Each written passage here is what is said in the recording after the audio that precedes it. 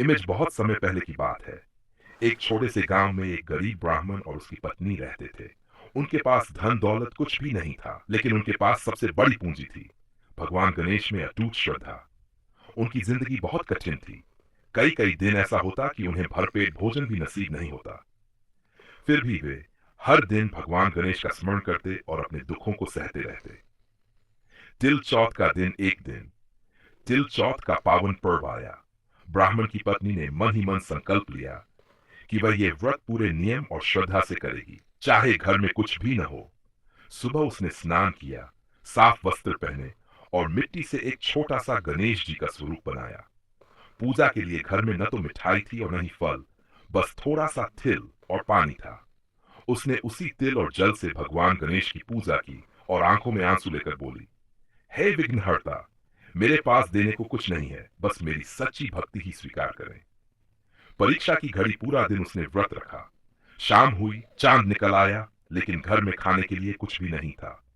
फिर भी उसने नियम के अनुसार चंद्रमा को अर्घ्य दिया और भगवान गणेश की कथा सुनी। रात के समय अचानक उसके दरवाजे पर एक साधु आया। उसने कहा, माँ, मुझे बहुत भूख लगी है, क्या कुछ खाने को मिलेगा? महिला एक पल के लिए घबरा गई, लेकिन फिर उसने सोचा, अतिथि भगवान का रूप होते हैं। उसने अपने पास जो थोड़ा सा तिल और पानी बचा था, वही साधु को प्रेम से अर्पित कर दिया। भगवान का आशीर्वाद वह साधु कोई और नहीं, स्वयं भगवान गणेश थे, जो उसकी भक्ति की परीक्षा लेने आए थे। उसकी सच्ची श्रद्धा और त्याग देखकर भगवान बहुत प्रसन्न हुए। उन्होंने अपने असली रूप में प्रकट होकर कहा, हे देवी, तुम्हारी भक्ति से मैं अत्यंत प्रसन्न हूं। आज से तुम्हारे जीवन के सभी कष्ट दूर हो जाएंगे। इतना कहकर उन्होंने उसे आशीर्वाद दिया।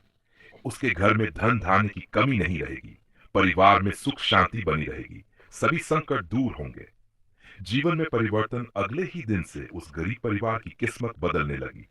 धीरे धीरे उनके घर में धन आने लगा, भोजन की कभी कमी नहीं रही और उनका जीवन खुशियों से भर गया।